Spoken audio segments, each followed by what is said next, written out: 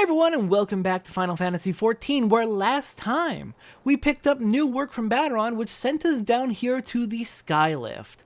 The giant piece of scaffolding on the giant cliff outside of Limsa in Middle Enosia.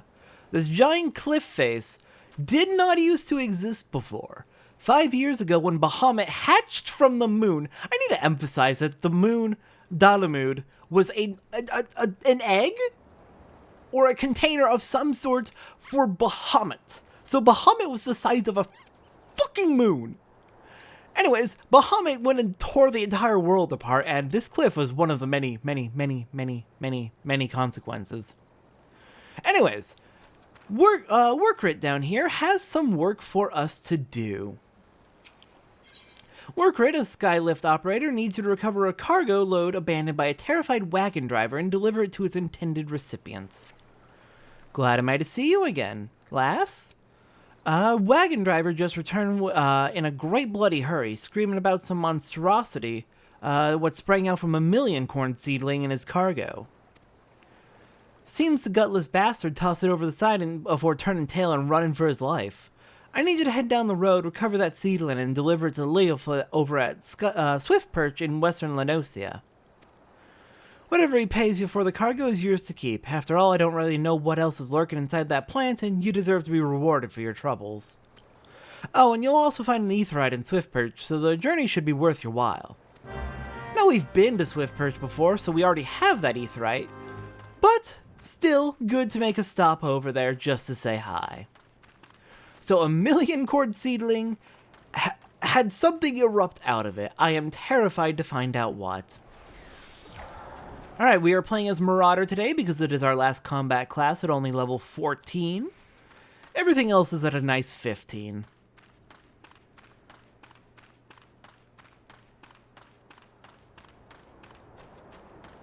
So let's see, where did that Millioncorn seedling add up? Over here? I think I see it in the distance. Oh wow, the merchant left quite a few things behind in their rush to get out of here. Alright, what hatched? Slugs! Oh, that's disgusting. Lovely. Hello there, shore slugs. Don't mind me, I just need to get rid of you so I can grab that seedling and make a delivery. Alright, got ourselves a Millioncorn seedling, got rid of the slugs, let's hope nothing else is hiding inside of it. Goodbye, Jackal, I am not going to put up with you. And let's make the hike over to Swiftperch. It's close enough, there's no real reason to teleport.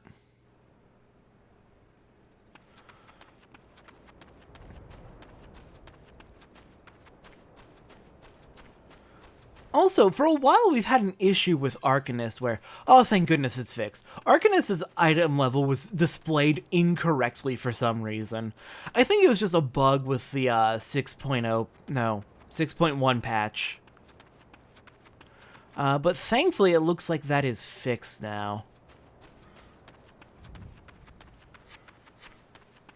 Now we can actually see our Arcanist's proper item level when we take a look there. Oh hey, what do you know, we got another short episode. Leolf, I bring you a Millioncorn seedling. Here you are, friend. Has Nymea herself forsaken this desolate land? Though I understood there were risks in gambling my entire fortune on a crop of Millioncorn, I at least expected the seedling to be delivered before a disaster struck. Yeah, unfortunately it hatched. Is that my Millioncorn seedling? Oh, joyous day! It may seem a paltry beginning, but the yield of this particular variety of crop plants is nothing short of astonishing.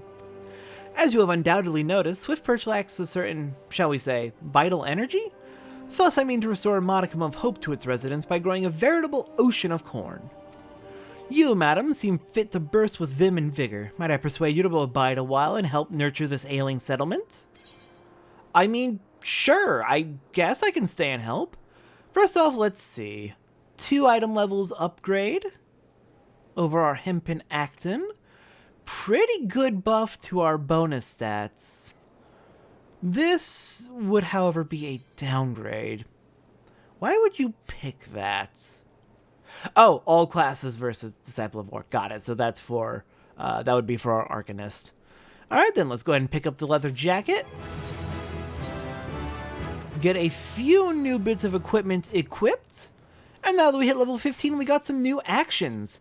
Well, one new action, we got Provoke, which is very useful. And yet people somehow manage to use it wrong? Provoke, recast time of 30 seconds.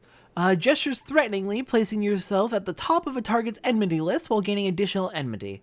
Basically, you use it on an enemy and it pisses them right the fuck off, making them stare directly at you and no one else. Well, they're still angry at other people, but they're primarily angry at you. Why would you want to do that? Well, Marauder's a tank class. You want to piss off the enemies so they're on you and not your allies. That being said, some people tend to use this wrong, especially in multiplayer content when there are 2 or more tanks in a team. You do not want to use Provoke if the enemy is already targeting another tank. That's called aggro fighting or tank fighting, and that's generally pretty bad because that makes the enemies spin around and be very difficult for the rest of your party to fight.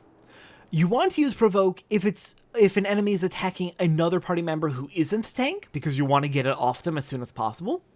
Though, area of effect attacks like Overpower are also very, very good for that, especially if you have your tank stance on, which you should always do.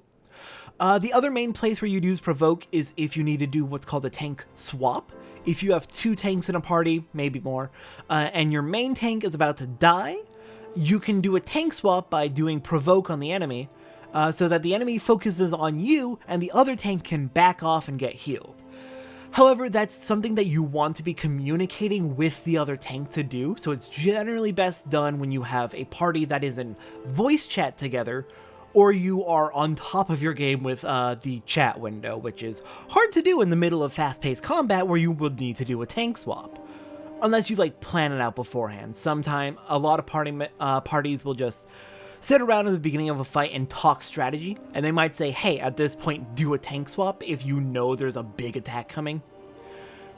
But this is all for content way down the line. I just want to explain it now that we have the ability since it's relevant, because otherwise when we get to that content, I'm going to have a million things to explain and I'm going to forget everything. Anyways, we have gone ahead and made our way to Swiftperch, where they need our help as well. So, next time on Final Fantasy XIV, we're going to go ahead and help out Freylof, the Yellow Jacket here at Swiftperch, see what they could use our help with. I'll see everyone next time for that.